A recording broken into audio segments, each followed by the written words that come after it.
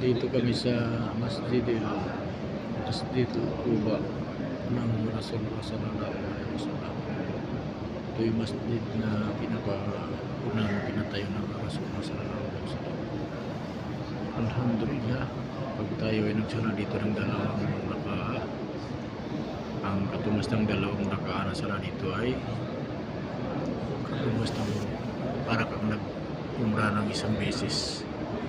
Ayun ang katumbas niya. Sinabi ng Rasulullah sallallahu alaihi wasallam, pag nagsala ka dito ng dalawang raka'a, ang katumbas niya ay isang umrah. Napakahalaga ng pagsasala dito ng dalawang raka'a. So, tayo na dito. Samantalain natin na magsala tayo ng magsala. Ang tag na dalawang raka'a.